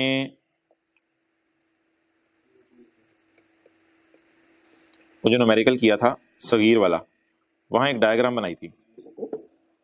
हॉस्पिटलाइजेशन या रीइंबर्समेंट जो मर्जी कह दें, हॉस्पिटलाइजेशन एम्प्लॉयर कभी कभी खुद एम्प्लॉय को पैसे दे देता है, कभी एम्प्लॉयर जो है वो इंश्योरेंस कंपनी के बजरिया एम्प्लॉय को पैसे देता है।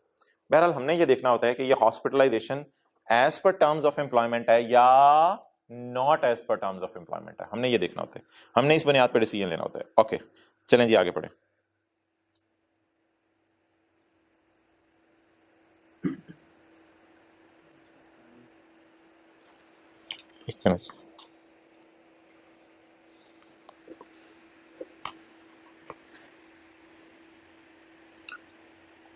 कौन सा सवाल है मिसेस असलम?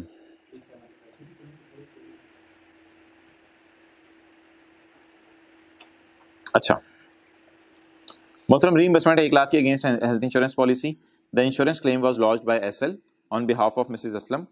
एसएल ने इंश्योरेंस कंपनी को कहा था मिसेस असलम के लिए पिछले साल का कहा हुआ है, लेकिन मिला तो इस साल ना। अच्छा, अब सवाल खामोश है तो लिखें assume as per terms. Assume करेंगे ये क्या है, as per terms. As per terms आने की वजह से ये फिगर क्या हो जाएगी, एग्जेम्प्ट हो जाएगी, क्योंकि एजम्पशन क्या ले लिया, it is as per terms. Okay आगे बढ़ें जी। भाई होमवर्क किया हुआ है। In accordance with the terms of employment, employment के टर्म्स के मुताबिक income tax related to her salary and benefits is to be borne by HPL. उसकी सैलरी का टैक्स भी एचपीएल बोर्न करेगा, उसको बेनिफिट्स वगैरह भी एचपीएल देगा। बेनिफिट्स वगैरह क्या होंगे, his benefits during the year are as follows. उसके बेनिफिट्स नहीं है नीचे। यार ये एक लाइन छुपी हुई पड़ी थी ये सवाल में ना, बड़ी छुपी हुई उसने डाली थी। In accordance with terms of income tax related to her salary is to be borne by HPL. HPL ने कहा असलम की बीवी टैक्स हमारी, असलम की बीवी रुखसाना ने कहा नहीं नहीं नहीं नहीं नहीं नहीं नहीं टैक्स हमारी तरफ से, आपका टैक्स ना हमारी तरफ से, ये नहीं नहीं ये मुनासिब नहीं है। 2 लाख रुपए तनख्वाह तो आपको देने हर महीने, आप बीमार नजर आ रही हैं, 60,000 रुपए हर महीने मेडिकल अलाउंस भी आपको देंगे, लेकिन ना टैक्स हमारी तरफ से। ये आपने इनकार नहीं करना, ये बात आपने इनकार नहीं करनी, टैक्स हमारी तरफ से। Tax related to her salary is borne by HPL. मोहतरम अब क्या होगा, यहां ना पिछले सवाल की तरह जो हमने अहमर वाला किया था, कोई एग्जैक्ट अमाउंट नहीं दी हुई कि इतना अमाउंट आपको लेनी है। अच्छा आज ना आपका होमवर्क है चैप्टर 19 का क्वेश्चन 9। चैप्टर 19 का कौन सा क्वेश्चन, क्वेश्चन 9, चैप्टर 19 का क्वेश्चन 9, ये इंशाल्लाह कल डिस्कस करेंगे। Chapter 19 question 9। अच्छा हाँ बोलो बोलो बोलो बोलो यार। अब क्या करना है हमने, टैक्स उसकी सैलरी पे एम्प्लॉयर बोन कर रहा है, बर्दाश्त कर रहा है। अब ना कोई एग्जैक्ट अमाउंट नहीं दी हुई कितना टैक्स बर्दाश्त कर रहा है एम्प्लॉयर, इसलिए मोहतरम हम पेज 83 पे आएंगे। पेज 83 पे आके पॉइंट 3 पढ़ेंगे। Where an employer agrees to pay the employee's salary पे tax, the employee's salary shall be बढ़ा by the tax payable by employer। और यहां ना बताया नहीं हो एम्प्लॉयर एम्प्लॉय की सैलरी पे कितना टैक्स बर्दाश्त करे। ये चाय ले आओ से मशीन वाली। अच्छा हाँ इधर ही 40 पे ना, हाँ ठीक है। तो एम्प्लॉयर उसकी सैलरी पे क्या बर्दाश्त कर रहे हैं, आधा मिनट लगेगा जाने में कमरे में। तो एम्प्लॉयर उसकी सैलरी पे 500 रुपए टैक्स बर्दाश्त कर रहा था 84 पेज पे, लेकिन इधर ना उसने ये नहीं बताया कितना टैक्स बर्दाश्त कर रहा है, इसलिए मोहतरम क्या बनेगा बोले, हाँ ऐसी सूरत में 3 स्टेप वर्किंग करनी पड़ेगी। लेकिन मुझे बताओ 3 स्टेप वर्किंग आप किस पे करोगे, आप किस पे करोगे, आप उस सैलरी पे करोगे जो उसको मिल रही है, उसको मिल रही है एसएल से, या सिर्फ नए एम्प्लॉयर ने यह वादा किया कि तुम्हारी सैलरी पे टैक्स देता हूं, नए एम्प्लॉयर ने अब नए एम्प्लॉयर की नहीं, ये वादा सिर्फ नए एम्प्लॉयर ने किया, मैं तुम्हारी सैलरी पे टैक्स देता हूं, पुराने एम्प्लॉयर ने ये वादा नहीं किया, इसलिए इन अमाउंट्स को सैलरी में इंक्लूड नहीं करना, ये वाला बेनिफिट निकालते हुए सैलरी के न्यूमेरिकल में डालेंगे तो सही इन अमाउंट्स को, लेकिन जिस वक्त ये बात होगी कि सैलरी के ऊपर टैक्स बर्दाश्त कितना करना है, उससे मुराद फिर सिर्फ ये वाली अमाउंट्स लेंगे जो किस एम्प्लॉयर से मिली, नए एम्प्लॉयर से मिली या पुराने से, नए वाले से। आगे चलो यार, बेसिक सैलरी है, मेडिकल अलाउंस है, रेंट फ्री अकोमोडेशन है विद एनुअल लेटिंग, इसके मेडिकल अलाउंस पे मैंने थोड़ी बात करनी है, rent free accommodation with annual letting value of 480। यार ये एनुअल लेटिंग वैल्यू ना एनुअल फेयर वैल्यू होती है, मुश्किल से लफ्ज़ यूज किया, एनुअल फेयर वैल्यू होती है। अच्छा बताओ, एम्प्लॉयर ने एम्प्लॉय को क्या दिया हुआ है, घर दिया हुआ है या लगा बंदा कैश दिया है? रेंट फ्री अकोमोडेशन का मतलब है अकोमोडेशन लो, तुम्हें किराया कोई नहीं देना, तो ये घर होते, ये घर होते। रेंट फ्री अकोमोडेशन, असलम की बीवी घर मेरी तरफ से असलम ने जो घर लेके, अच्छा rent free accommodation with annual letting value of 4,80,000। और यार ये ट्रैवलिंग अलाउंस पे तो लंबी बात हो जाएगी, इंशाल्लाह अगली क्लास में करेंगे। तो ये तो वो 45% ऑफ बेसिक सैलरी या वो पैसे जो दिया जाता अगर घर ना दिया जाता, ट्रैवलिंग अलाउंस पे अगली क्लास में बात करेंगे। मेडिकल अलाउंस 60,000, इस पे जरा आपने मेरी बात सुननी है गौर से। ये जिसको मेडिकल अलाउंस मिल रहा है ना, आप जाओ फिर बाकी आप यूट्यूब पे लेना, ये जो मेडिकल अलाउंसेस को मिल रहा है ना, इसके बारे में जरा रूल सुन लें, इसके बारे में क्या रूल है यार। ये ना किधर है,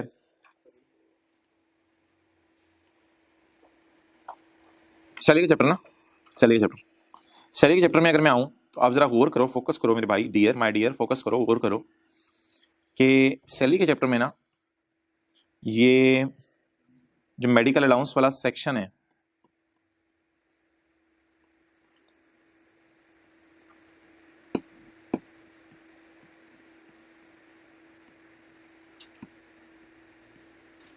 ये है पेज नंबर 3103 पे। इसमें ना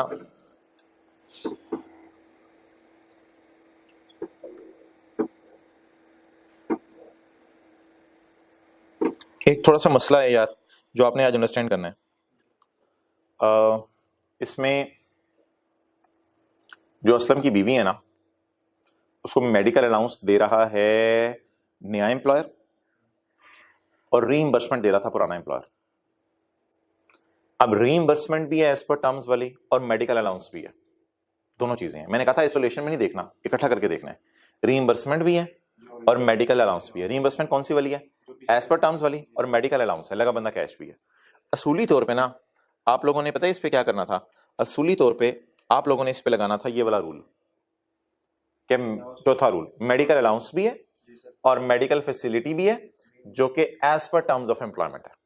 मेडिकल अलाउंस भी है और मेडिकल फैसिलिटी भी है, और फैसिलिटी क्या है, एज पर टर्म्स वाली। तो आपने अलाउंस को फुली माफ कर देना था और फैसिलिटी को टैक्स, अलाउंस को सॉरी टैक्सेबल कर देना था और फैसिलिटी को माफ कर देना था। ये रूल जो लोग लगा के आ गए, मेरे ख्याल से आईकैप इनको भी ऑनर कर देगा कि अलाउंस को टैक्सेबल कर देंगे ये लोग, फैसिलिटी को माफ कर देंगे। क्यों? द रीजन इज कि यार एक ही बेनिफिट मिल सकता है ना, फैसिलिटी माफ हो गई तो अलाउंस को क्या कर दें, टैक्सेबल कर दें। ठीक है, ये वो है जो मैंने पढ़ाया हुआ अभी तक।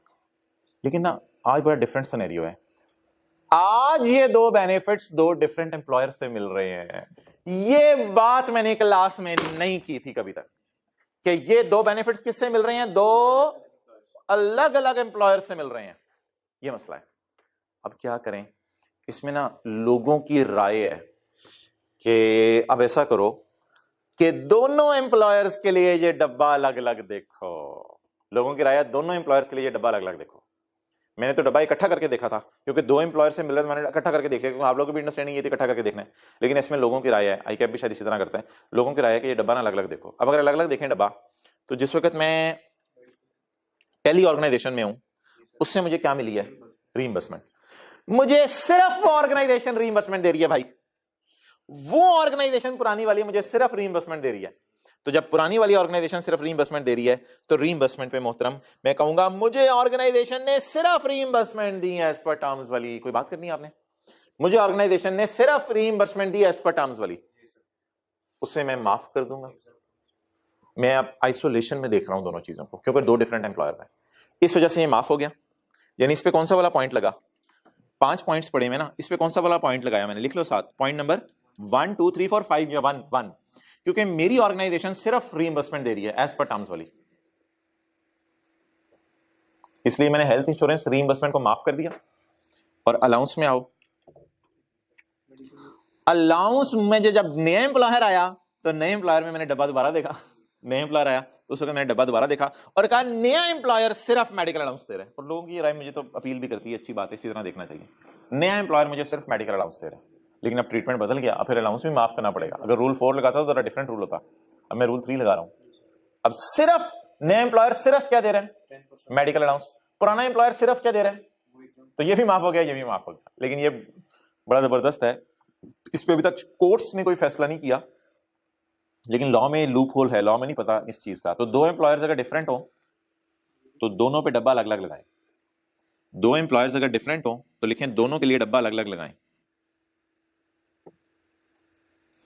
अब बता दो, दो एम्प्लॉयर अगर डिफरेंट हो दोनों के लिए डब्बा। अभी तो देखो, अब ये ओनली मेडिकल अलाउंस वाला सिनेरियो बनेगा या ऊपर साथ कुछ मिला के बने, ओनली मेडिकल अलाउंस। इसलिए मोहतरम लकीली ये भी आज क्या हो जाएगा, exempt up to 10% of basic salary. लिख लो ओनली मेडिकल अलाउंस, इसे भी एग्जाम कर दें up to 10% of basic salary. Travelling allowance इंशाल्लाह हमने कल डिस्कस करना है। अच्छा यार, प्रोविडेंट फंड के बारे में नहीं लिखा हुआ तो इसको ना रिकॉग्नाइज्ड एज्यूम करेंगे, रिकॉग्नाइज्ड। और इसमें एम्प्लॉय कंट्रीब्यूशन आपको पता है इग्नोर होगी, और एम्प्लॉयर कंट्रीब्यूशन जो है वो एग्जाम्प्ट हो जाएगी किसी हद तक, दो फिगर्स को कंपेयर करके। सर वो दो इक्वली डिवाइडेड, क्या चीज, प्रोविडेंट फंड प्रोविडेंट फंड है 10% of basic salary. Basic salary आप 2 लाख पकड़ोगे, इसका 10% ले लोगे। 2 लाख पर मंथ है, उसको मल्टीप्लाई करोगे 12 से तो साल की निकल आएगी, साल की जो होगी उसका 10% एम्प्लॉय कंट्रीब्यूशन होगा और साल की जो होगी उसका 10% एम्प्लॉयर कंट्रीब्यूशन होगा। अच्छा, एम्प्लॉय शेयर स्कीम आप लोगों ने आपने खुद करना है, इसमें कोई मेरे कराने वाली चीज नहीं है। यार एम्प्लॉयर से इसने लोन लिया 10 लाख से कम, इसलिए सैलरी में कुछ ऐड नहीं होगा। माना कि उसको 6% बेनिफिट हो रहा है, लेकिन 10 लाख से लोन कम है ना, छोटा मोटा लोन है, इसलिए सैलरी में कुछ ऐड नहीं होगा। इसको कोई लैपटॉप एम्प्लॉयर ने गिफ्ट में दिया है तो 1.5 लाख रुपए ये सैलरी में ऐड हो जाएगा, जो लैपटॉप गिफ्ट में दिया है, ये गिफ्ट एम्प्लॉयर से। प्रॉपर्टी ट्रांसफर्ड है, देख लो प्रॉपर्टी ट्रांसफर। प्रॉपर्टी ट्रांसफर में क्या रूल पड़ा था, fair value of property minus amount paid by employee to employer. तो लिखो सेक्शन 13 का 11। सॉरी यार, ये पॉइंट आउट ऑफ सिलेबस मैंने टेस्ट में डाल दिया था, इसको शोहर ने तलाक दे दिया है। एग्रीमेंट टू लिव अपार्ट, ये मैंने भी कराना है, ये मैं कराऊंगा, चैप्टर नंबर 13 है मेरे ख्याल से उसमें। तो ये शोहर ने तलाक दे दिया है, ये इनकम ना माफ होती है। यह टेस्ट में फैसल को कहना कि इसके ना मार्क्स ना काटे जो बंदा इस पॉइंट को गलत कर दे, पॉइंट 6 को। तो शोहर ने तलाक दे दी है इसको बेचारी। अच्छा, ज़कात तो माइनस हो जाएगी रिलेटिव अलाउंस, और इसका टैक्स माफ हो जाएगा, 13 शेड्यूल, इसका टैक्स माफ हो जाएगा। तो इस सारे में तो कोई मसला नहीं था। इंशाल्लाह ट्रैवलिंग अलाउंस कल डिस्कस करेंगे। आखिर में जाते जाते जरा सोल्यूशन देख लें आप, सोल्यूशन पेज नंबर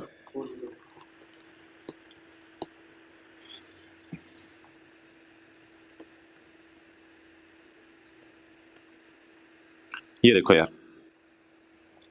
403 अगर आप निकाल लो तो यार ये ना पुराने एम्प्लॉयर का है, डब्बा बना हुआ है आपकी किताब में पूरा, मेरे मिसिंग हुआ है। अच्छा, ये पुराने एम्प्लॉयर के 5,20,000। ये जो मैं जो पता है वो क्या बात कर रहा था, मैं कह रहा था नए एम्प्लॉयर से जो कुछ भी बेनिफिट हो रहा है ना, सब कुछ, ये लैपटॉप तक, ये सारा ऐड करो, सारा ऐड करके सब टोटल आ जाएगा। ये 4580 वो अमाउंट है जो नए एम्प्लॉयर से मिल रही है। इसको फिर अगले सफे पे 3 स्टेप वर्किंग में लेके जाओ 4580 को, और स्टेप 1 स्टेप 2 स्टेप 3 परफॉर्म करो। ये वो टैक्स बेनिफिट है 734 का, इसको आप नए एम्प्लॉयर की सैलरी में ऐड करो। और इसके बाद आपको पता है इसकी कैपिटल गेन इनकम भी थी सेपरेट ब्लॉक, वो हमने ऐड करके लेस की भी। बाकी सवाल में कोई जान नहीं है, सिर्फ एक पॉइंट अब हमारा रह गया ट्रैवलिंग अलाउंस वाला, उसको भी अभी आप एज इट इज 240 ऐड कर देना, अगर घर में दोबारा सवाल सॉल्व करना है तो कल इंशाल्लाह इसको डिस्कस भी कर लेंगे। ठीक है जी, मादरत भाई, मादरत, बहुत ज़्यादा आपका टाइम ले लिया। ओके, अस्सलाम वालेकुम।